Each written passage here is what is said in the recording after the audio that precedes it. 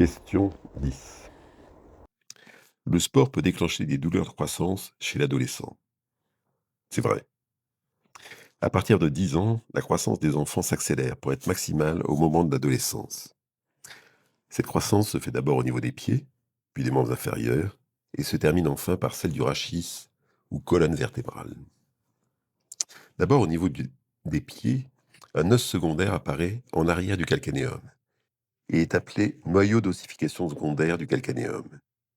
Il se trouve en arrière du talon et c'est le point d'attache de l'aponévrose plantaire en bas et du tendon d'Achille en arrière et en haut du talon.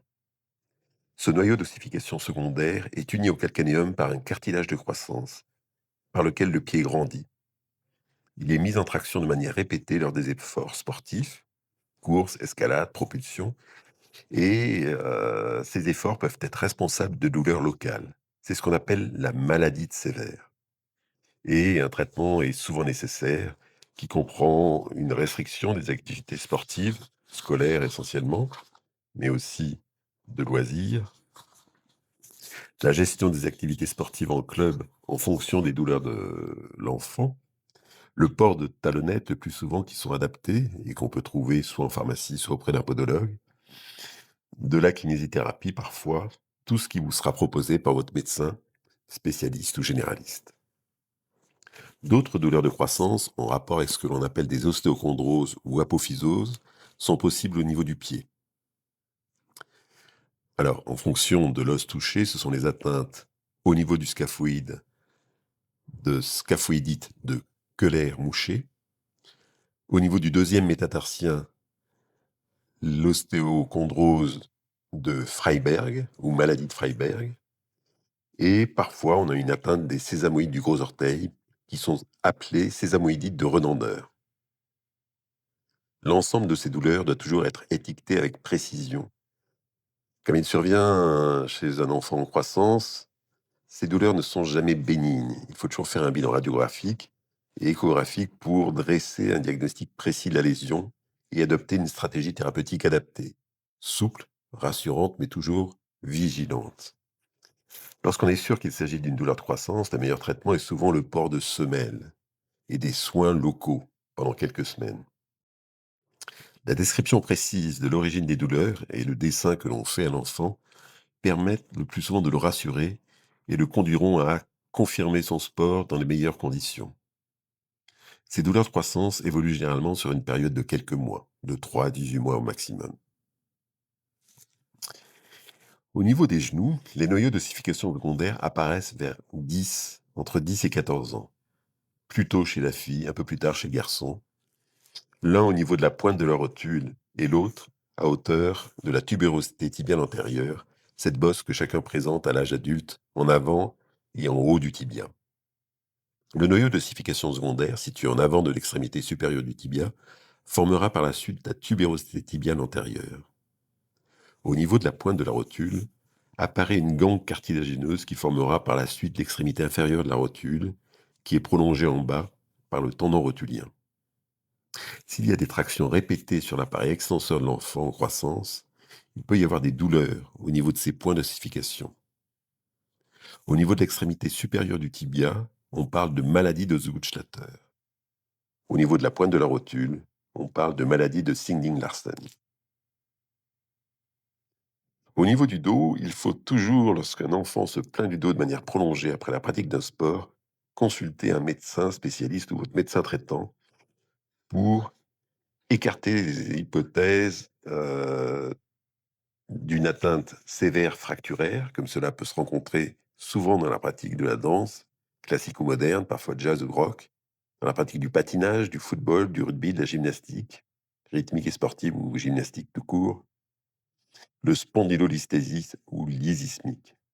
Si on constate ce type de fracture, parce que c'est une véritable fracture, il est évident et logique d'immobiliser immédiatement le rachis lombaire de l'enfant par un lombostat, d'arrêter le sport et en particulier celui qui a été initialement traumatisant, et ça, hélas, pour au moins 6 mois. Parce qu'il n'est rien de plus révoltant pour nous que d'examiner et de découvrir de jeunes adolescentes ou des enfants soumis à des contraintes dites artistiques, excessives et responsables de véritables fractures lombaires. Faut pas oublier que certaines pratiques d'entraînement peuvent, même en 2026, être passibles d'amendes et de peines d'emprisonnement lourdes, puisqu'il s'agit de véritables maltraitances. Enfin, on peut découvrir une scoliose ou une maladie de Sherman ou un traumatisme cervical grave. Il faut parler alors, à ce moment-là, avec l'enfant de l'intérêt qu'il trouve dans le sport traumatisant, le judo, la danse, la gymnastique. Et il faut discuter aussi avec les parents du bénéfice apporté par la pratique de ce sport par rapport au risque que cela entraîne pour la statique de l'enfant et pour les douleurs futures potentielles à l'âge adulte. Question 11. Certains sports sont proposés à l'enfant en fonction de sa taille.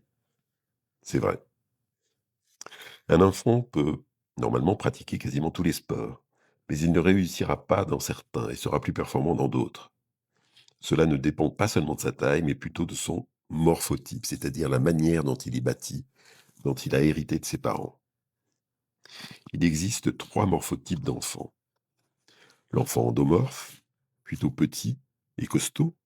L'enfant ectomorphe, plutôt longiligne. Et enfin, celui qu'on appelle, de manière un petit peu barbare, l'enfant mésomorphe. C'est celui qui est dans la moyenne. L'enfant endomorphe a un centre de gravité bas, et ses deux membres inférieurs sont relativement courts, et leur masse osseuse et musculaire est importante, au niveau du bassin et des cuisses. Sa musculature est ronde, il a tendance à se tenir très cambré, il est plutôt raide, et ses amplitudes articulaires sont limitées. Ces éléments le disposent mieux à certains sports tels que le ski, le judo, le lancer, étant donné que son équilibre est bon. La puissance de ses membres inférieurs peut être utilisée dans la pratique du rugby, du football ou dans d'autres jeux de course avec sprint. Mais il sera moins doué pour les sports d'endurance tels que l'athlétisme de fond ou de demi-fond. La taille de l'enfant endomorphe est aussi un critère de choix. S'il est petit, il faudra l'orienter dans les sports à catégorie de poids, comme le judo ou la lutte. S'il est de taille moyenne, il fera un excellent skieur. S'il est de grande taille, il peut devenir lanceur de poids, de disques, de marteau, quoique ces sports soient peu pratiqués en France. L'enfant ectomorphe a un centre de gravité plus haut par rapport à l'enfant endomorphe. Ses membres inférieurs sont longs, ses muscles longs et plus fins. Cet enfant a des facilités pour les sports qui nécessitent de la souplesse. Le saut, la gymnastique rythmique et sportive, la danse. S'il a une capacité pulmonaire favorable, il pourra être orienté vers les sports d'endurance, fond, demi-fond. L'enfant mésomorphe a un morphotype intermédiaire entre les deux précédents.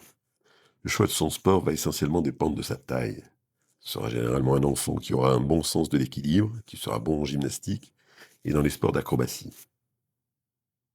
Donc la pratique des sports proposés au plus haut risque d'accentuer chacun des morphotypes. Et il faut relativiser ces prescriptions sportives. Il vaut mieux que l'enfant pratique plusieurs sports pour que ses aptitudes soient multiples et pas uniquement orientées vers la pratique d'un seul sport. S'il se destine à la pratique en haut niveau ou au sport professionnel, des réserves peuvent très tôt tempérer son enthousiasme si l'on se rend compte que son morphotype ne lui permettrait pas de répondre aux seuls critères esthétiques ou techniques de base, comme pour la gymnastique, la danse, le patinage ou le basketball.